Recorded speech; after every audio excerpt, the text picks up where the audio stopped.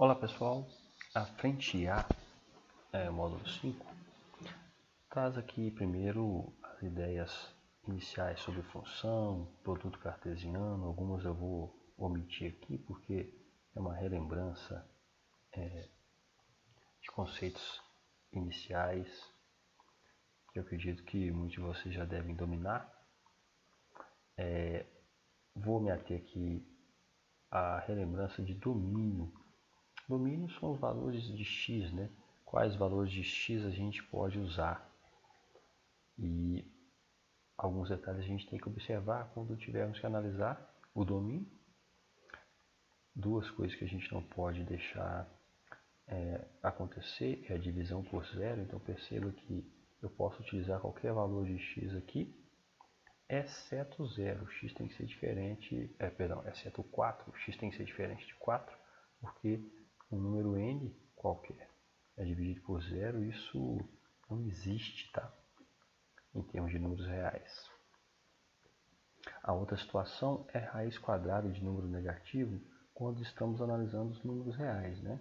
Existe o conjunto dos números complexos, que admite a raiz quadrada de números negativos, a começar pelo raiz de menos 1, que é o conceito inicial, onde a resposta é i, um número imaginário. Mas quando fala de números reais no domínio, eu não posso deixar de ter uma raiz de índice par, no caso aqui quadrado, acontecendo no seu interior um número negativo. Então, perceba que aqui a gente tem que ter valores de x maior que 5 para que a gente tenha no mínimo zero. Raiz de zero existe, tá? Raiz de zero é zero, porém raiz de números negativos não vai existir, então tem que ser maior que 5 para que seja zero ou maior. Bom, e a parte interessante, mais aplicável desse módulo, é quando a gente fala de gráfico de função. Nós podemos ter gráficos com os mais variados tipos. Nós estudamos no ensino médio algumas relações, algumas leis de associação em que a gente consegue modelar. Por exemplo, aqui uma função quadrática, aqui uma função quadrática e aqui já é uma função de primeiro grau. Porém, a gente pode ter composições delas, né, como essa daqui, que pode aparecer um módulo, essa aqui que pode ter uma função de primeiro grau aliada a uma trigonométrica. Enfim, posso ter vários traçados, só que para ser função tem que atender esse quesito aqui. A gente tem que perceber que isso aqui é uma função, isso aqui não é. É o famoso teste da reta vertical. Traça uma reta verticalmente pelo gráfico, se interceptar unicamente em um ponto, é sim uma função. Se eu traçar uma reta vertical e essa reta vertical interceptar o meu gráfico em 2 pontos, ela não será uma função. Uma consequência de definições matemáticas que pode ser útil em algum momento. Bom, continuando a parte de gráfico, temos aqui análise de domínio de uma função e de sua imagem a partir da visualização, né? Mais uma vez, domínio é olhar para o eixo x. Aqui está o eixo x, aqui está o eixo y. O domínio é verificar a sombra que esse gráfico faz, ou seja, quais os valores de x que eu posso utilizar, que eu utilizei para traçar esse gráfico, que é o gráfico de uma função. Bom, percebo que o domínio aqui vai de 1 a 6, e a minha imagem é como se tivesse um espelho aqui no eixo y, e ele refletisse todas as partes dessa função. A minha imagem, então, será o intervalo em que o eixo y reflete o gráfico. E perceba que é fechado de 1 a 8. É simples mesmo essa análise. Bom, continuando, a gente tem a ideia de crescimento e decrescimento, muito presente em muitas questões. Acho que posso omitir essa parte aqui, né? Sempre analisando da esquerda para a direita. Função constante quando não apresenta nenhum crescimento ou decrescimento. Agora nós temos uma parte interessante que a gente pode sintetizar muitas coisas, né?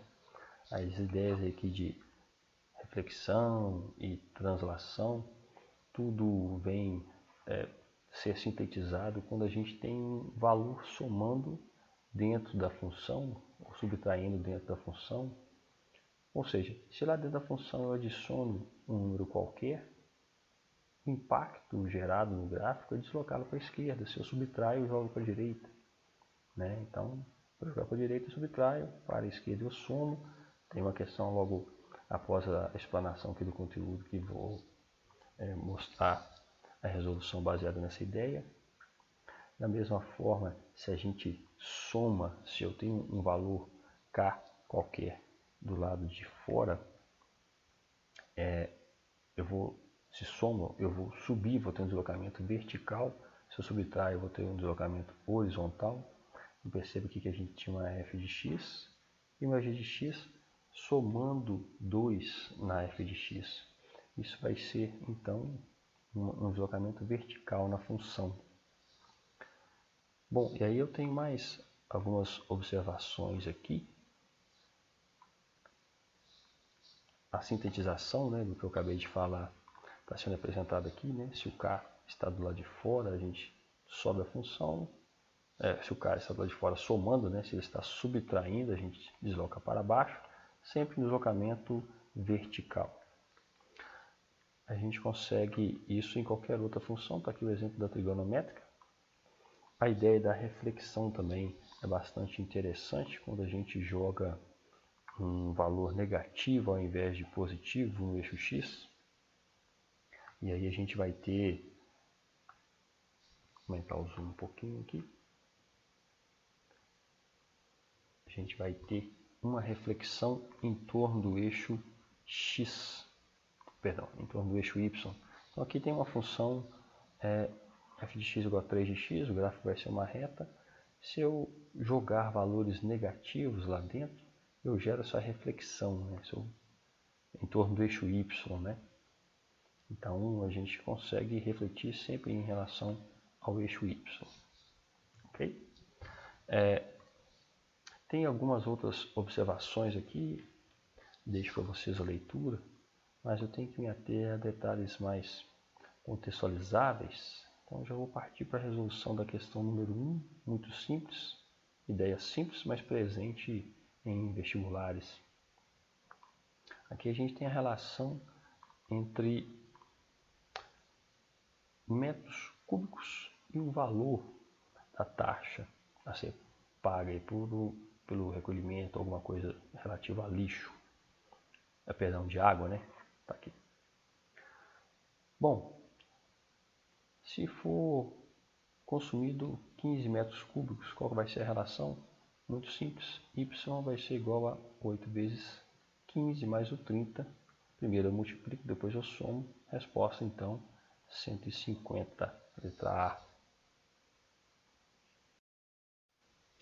Continuando, então, na questão 2, a gente tem que analisar realmente a posição dos gráficos aqui, né, de cada uma das funções.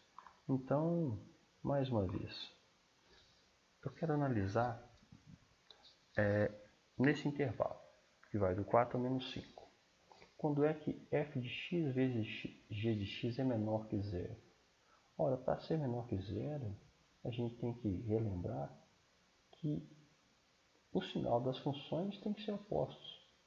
Ora positivo, ora negativo, seja um, seja outro. Ou seja, ou minha f de x é negativa e minha g de x é positivo, vou colocar aqui f, g, ou o contrário, né?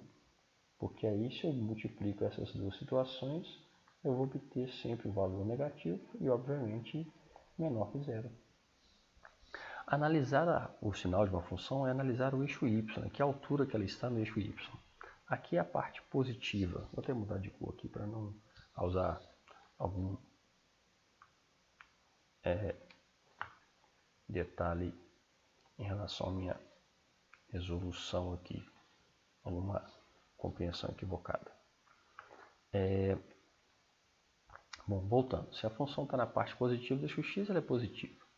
Aqui, a minha f de x, parece que do menos 4 ao menos 1, ela está sendo refletida na parte positiva do eixo y. Então ela vai ser positiva nessa parte. Nesse mesmo intervalo, perceba que a minha g de x é negativa.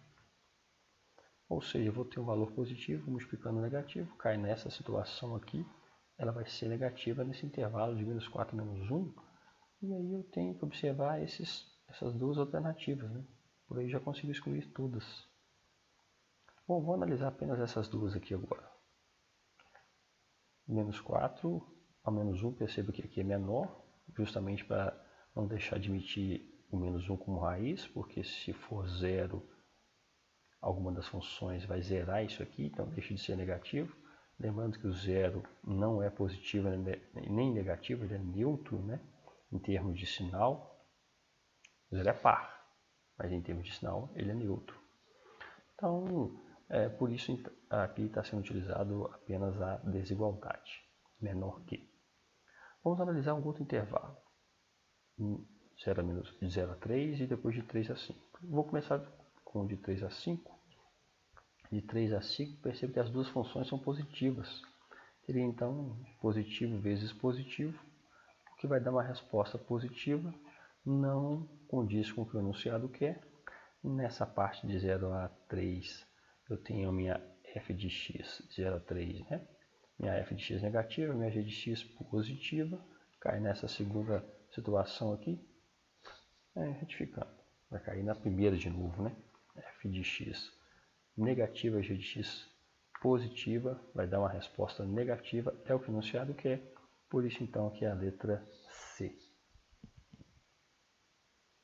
Bom, vamos fazer outro exercício aqui que trata de deslocamento de gráfico. Vamos ver aqui, pessoal. Agora sim, voltando para uma questão que trabalha gráfico, deslocamento de gráfico, outro errinho.